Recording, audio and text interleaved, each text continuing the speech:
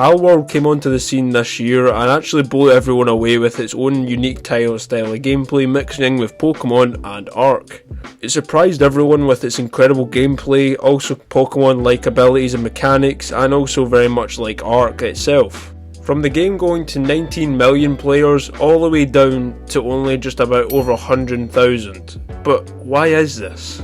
After 2 months the game slowly died, and not only many people are actually getting tired of the game, but instead went on to better things. Which kinda baffles me because this game is actually not too bad in a real realm, but I do believe there's quite a few reasons why it failed. Number one, just putting on Xbox and PC is practically not enough, and just excluding all of PlayStation was probably a big dick move to the company, and now they probably realise that this was probably a bad idea, considering that most people might have wanted to play it on PlayStation and now they can only do it through Xbox and PC, which would cause a lot more players to not actually care and obviously lose a bit more fan base in the long run. PalWorld was actually one of the biggest games on Steam at one point, with over 19 million players like I said, and actually became one of the biggest games on Steam in January.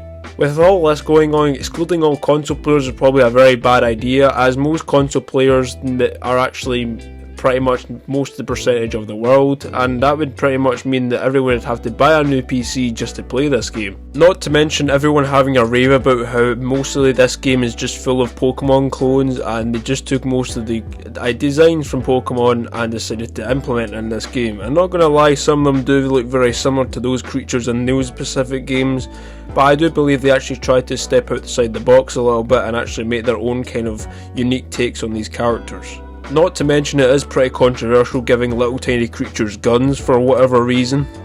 Not to mention everyone's saying that this game is actually partially AI invented and most of it is just not real, and the game developers were completely lazy by not actually giving us any real content, but I actually do call bullshit on this, because why the hell would game developers release a product but not put any work into it? And if you can actually see in the gameplay and also in any kind of gameplay, you can actually just see how well they have actually adapted this game and developed it. So I don't believe that an AI is complete false, and it's just a little bit of more accusations they're trying to get money out of this company.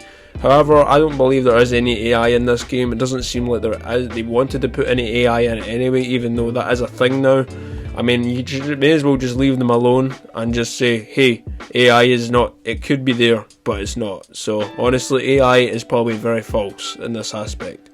Despite PalWorld actually losing 1.3 million players and actually still having players alongside of it to keep on its going and keeping its money up, is actually surprisingly different and not something we've really seen in any video game beforehand. To say this game is near enough dead is probably very much an understatement, as everyone does keep coming back to this game due to its addiction and also likability of the characters and the world.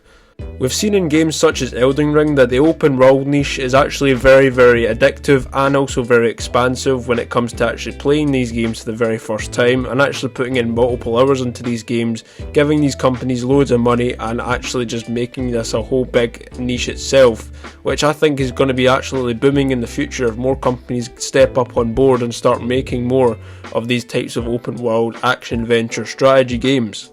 Now the big question is this game truly dead? And I'd say no, it really isn't. Considering this game's already made 400 million and most people are already getting on board with this game, and even losing 1.5 million players seems to be nothing, the game still keeps on marching forward and actually might have a brighter future than we all expect.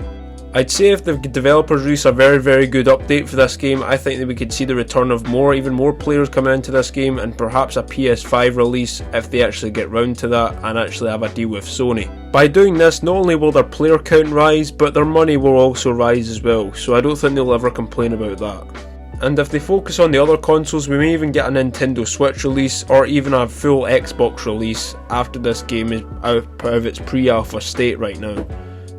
Alongside PalWorld's incredible gameplay, adding some DLC along with this game in the future would probably be a big winner with the fans, especially with the whole Elden Ring thing with the Shadow of the Erdtree DLC. We've seen that to be a much big hit with these types of games, so honestly if they do that then they've already rivaled with another big company like From Software. With the whole Pokemon scandal, I actually do believe that Pokemon are very jealous due to the success of PalWorld and just wanting a little bit of money out of this game just to show their feed their ego, even though these guys were the ones that did it first and gave us all the great Pokemon games back in the day. However, I think PalWorld is probably miles above it at this point and has just decided to do its own thing and said, fuck you, here we go, I'm still going to do this thing. And they're still going all full steam ahead, so they don't really seem to care about Pokemon whatsoever, and even skyrocketing past the Scarlet and Violet sales says a lot. So in conclusion, is PalWorld really worth it in 2024, and is something you should buy? Probably something, and maybe not something at the same time. You may actually want to skip this if you're not big into the open world types of games.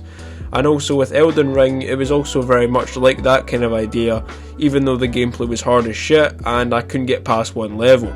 This game obviously takes a lot of inspiration from the Ark games, and also that was also a very big game series that I actually could not stand at all and I got very bored of, so it's actually hard to say if you'd actually enjoy PalWorld or not. But considering this game is very much based on Pokemon, perhaps most people would actually fall towards that side and actually gravitate more towards the game.